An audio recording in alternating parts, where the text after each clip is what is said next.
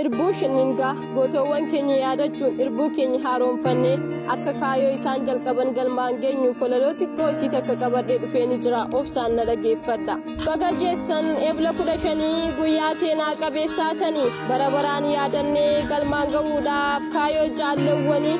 baga geessan baga geenya barkum 2022 eebla 15 barkum 2022 eebla 15 egaa jirraafuu asirraa meeqam jirtu yaa firaa kan fagoo fi dhihoorraa ilmaan abbaa tokko taane kan wal bahuu dadhabne dharraa meeqam jirtu anoo nagaa jira nagaa keessan nan dhoksinaa hadaraa nagaan koo qulqulluun onneerraa madde isin haa dhaqqabu qilleensarraa nagaan koo qulqulluun onneerraa madde isin haa dhaqqabu qilleensarraa.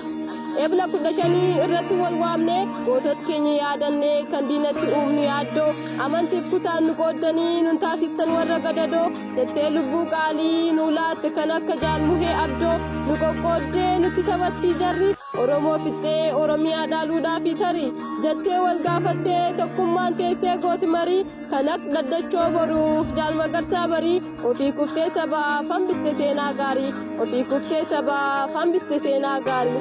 Oromoo sabaa Oromiyaan tan Oromooti kaa tokkoomnee falmannaa sabni bal'aan tokkummaa dhabuun salphinaati eenyu kan taa'ee bilisummaan itti dhufte manatti bilisummaa barbaaduuf deemnaa nu eebbisaa hundi ilmaan ayyaati nuti lubbuu keenya hin qusannu saba keenyarraa jetteeti kan akka jaalabboomaa mitikuu fi gazuubanti jettee wareegamte sabaaf nuti wareegamne sabni bal'aan bilisa haa ba'uti jettee wareegamte sabaaf nuti wareegamne sabni bal'aan bilisa haa ba'uti ani baadheen jira ba'aa goototaa falmadhee falmisiisuutu saba koo furmaata osoo nani jiru sabni boquu isaa gadi buusaa laata lakkii hin ta'u osoo anaaf kan na caalu qabdu goototaa boquu gadi buustee hin teessu deessuun goototaa jennee deemne kaa imala akkaan dheerataa dura malee duubaan hin deemnu jette kaa kan akka jaalarraa anaa qacaleef dhaddachoo mul'ata imala dheeraa deebii hin qabne deeman nutti laatanii galfata imala dheeraa deebii hin qabne deeman nutti laatanii galfata.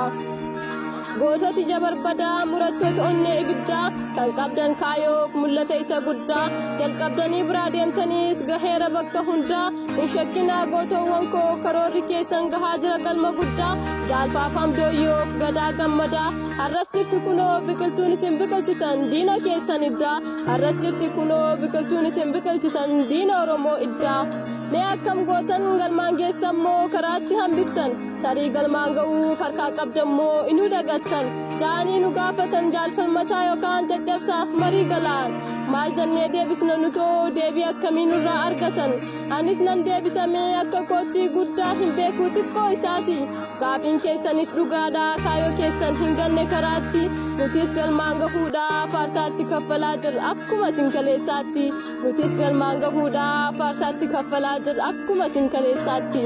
ni deemtan hin seenee deemsa dheeraa gaafa waliin jirru nutis itti ciccinee kaayoo keessan galmaan geenyaa garaa hin hirru galmee seenaa gubbaatti isin mul'isnee isin yaadanna baru kaayoo keessan galmaan geenyee bilisummaa argina boru kuma kufnee kuma jabnuus kaayoo keessan galmaan geenya malee karaatti nan burru kuma kufnee kuma jabnuus kaayoo keessan galmaan geenya malee karaatti nan burru.